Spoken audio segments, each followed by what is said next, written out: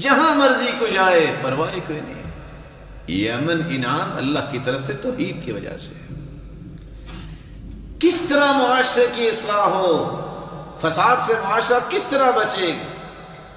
اللہ کے علاوہ کسی اور کو غوث اعظم بھی کہا جا رہا ہو اور انسانیت کو پرواہ نہ ہو. غوث اعظم کا مطلب ہے ہر ایک کی فریاد سننے والا. اور میں کبھی سوچتا ہوں کہ دنیا جہان کا سب سے یونیک انسان اور جینیس انسان بٹھا دیا جائے، 10 بندے اس کے سامنے بٹھا دیے جائیں اور کہا جائے کہ 10 کے 10 اکٹھے بولو، وہ بات سمجھ نہیں سکتا. اور اللہ کی مخلوق اربوں کی تعداد میں ہے. کوئی انگلش بول رہا ہے، کوئی عربی بول رہا ہے، کوئی پنجابی بول رہا ہے، کوئی اردو بول رہا ہے. سب کی اللہ سن بھی رہے ہیں، عطائیں بھی کر رہے ہیں. أَمَّن يُجِيبُ الْمُضْطَرَّ إِذَا دَعَاهُ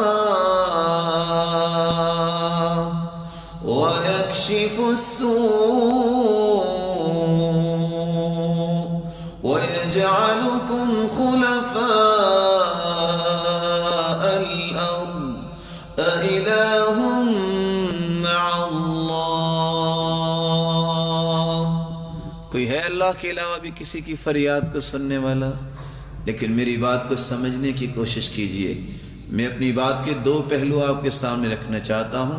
ایک فساد اس لیے ہے معاشرے میں کہ اللہ کے علاوہ غوث اعظم اللہ کے نیک بندے کو، مخلوق کو کہا جا رہا ہے. دوسرا فساد اس وجہ سے بھی ہے کہ اگر کوئی ایسا کہہ رہا ہے اس کو گالی دینا اور اس کو کافر قرار دینا اور لڑائیاں شروع کر دینا فساد اس وجہ سے بھی ہے. مسلمان کا موقف کیا ہونا چاہیے؟ اللہ کے علاوہ کوئی غوث اعظم نہیں. جس کو غوث اعظم کہا جا رہا ہے وہ اللہ کا نیک بندہ ہو سکتا ہے، وہ اللہ کا ولی ہو سکتا ہے. اور کسی مسلمان کے لیے گنجائش ہی نہیں کہ وہ کسی کو گالی دے دے. اگر کسی نے ایسا کہا ہے تو اس کو سمجھاؤ، اس کو قرآن پڑھاؤ. اس کو گالی دینا اور اس سے لڑائی کرنے کا کیا معنی ہے؟ جب حدیث یہ کہتی ہے لا تسبوا الشیطان، شیطان کو بھی گالی نہ دو، پھر اس نیک آدمی کو جو اللہ کے پاس جا چکا ہے، لوگ اگر اس کو کہہ رہے ہیں غوث اعظم تو اس کو گالی دینے کا جواز کہاں سے ہے؟ قرآن کا پیغام جب تک انسان نہیں سمجھتا اس وقت تک فساد سے نہیں بچ سکتا. فساد کیوں نہ ہو؟ گنج بخش خزانے دینے والا تو اللہ کی ذات ہے. مخلوق میں سے کسی کو کہا جائے کہ گنج بخش ہے، فساد کیوں نہیں ہوگا؟ جن کے عقائد میں خلل ہے جب وہ ایسا کہیں گے، جن کے عقائد صحیح ہیں وہ کیسے برداشت کریں گے؟ لیکن میں کہتا ہوں ان کو بھی برداشت کرنا چاہیے. اپنے اخلاق کو تو مت گرائیں. ان کا کام تو پہنچانا ہے اچھی بات، ان کا کام تو سمجھانا ہے. وَلِلَّهِ خَزَائِنُ السَّمَاوَاتِ وَالْأَرْضِ. زمین و آسمان کے خزانوں کا مالک تو اللہ ہے، تو اللہ ہی دے سکتا ہے. خزانے اللہ ہی دیتا ہے، محروم بھی اللہ ہی کرتا ہے.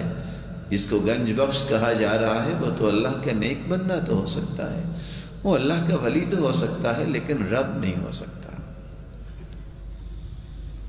اللہ رب العزت ہی امیروں کو نوازنے والے ہیں، وہی غریبوں کو نوازنے والے ہیں.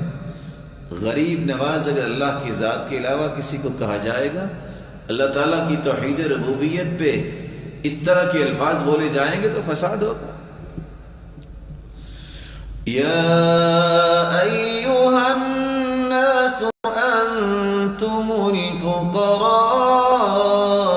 الی اللہ واللہ هو الغنی الحمید. لوگو اللہ کی ذات غنی ہے، باقی سب تم قلاش ہو، تم فقیر ہو اللہ کی ذات کے سامنے. وہی امیروں کو دیتا ہے، وہی غریبوں کو دیتا ہے. مشکل کشا اللہ کی ذات ہے، کسی کو مشکل کشا کہنا جائز نہیں. جس کو مشکل کشا کہا جا رہا ہے یاد رکھنا وہ تو دنیا سے چلا گیا، وہ بیمار بھی ہوتا تھا، وہ اللہ کا نیک بندہ تھا لیکن مشکل کشا سے اللہ کی ذات ہے۔ وَإِن يَمْسَسْكَ اللَّهُ بِضُرٍّ فَلَا كَاشِفَ لَهُ إِلَّا هُوَ۔ اے میرے پیارے پیغمبر صلی اللہ علیہ وسلم، میں نے تجھے پوری کائنات سے اعلیٰ بنایا ہے، لیکن اگر آپ کو بھی کوئی تکلیف پہنچے تو اس کو بھی دور کرنے والی ذات اللہ کی ذات ہے۔ دیانتداری سے بتائیے، جس معاشرے کے اندر جگہ جگہ پہ اس طرح کے اڈے بنائے گئے ہوں، وہاں اصلاح کیسے ہوگی؟ اس معاشرے کی اصلاح کیسے ہوگی؟ جس نے اپنے رب کو ناراض کر لیا ہے وہ رحمتوں کا نزول کیسے فرمائے؟ توحید کو جب تک خالص نہیں کیا جائے گا اس وقت تک اصلاح نہیں ہو سکتی، معاشرے کی فساد ہوگا۔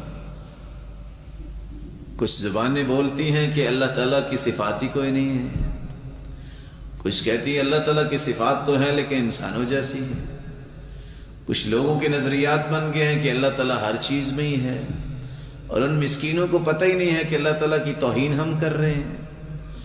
کچھ کہتے ہیں کہ اللہ تعالیٰ ہر چیز میں ہی آگے ہیں، اور قرآن مجید میں ایک نہیں 7 آیتیں اللہ نے نازل کی ہیں۔ الرحمن علی العرش استوى، اللہ کی ذات جو ہے وہ عرش پر مستوی ہے، اس کا علم اور قدرت کائنات کے ذرے ذرے میں ہے۔ اور امام ابو حنیفہ رحمۃ اللہ علیہ کہا کرتے تھے، من انکر ان اللہ فی السماء فقد کفر، جو شخص اس بات کا انکار کرتا ہے کہ اللہ بذاتہ ہی مستوی علی العرش نہیں، اس نے تو کفر کیا ہے۔ اور ساتھ یہ آیت پڑھا کرتے تھے الرحمن علی العرش استوى۔ نہ جانے انسانیت کس طرف چل نکلی ہے اور کون ہے یہ سبق پڑھانے والا۔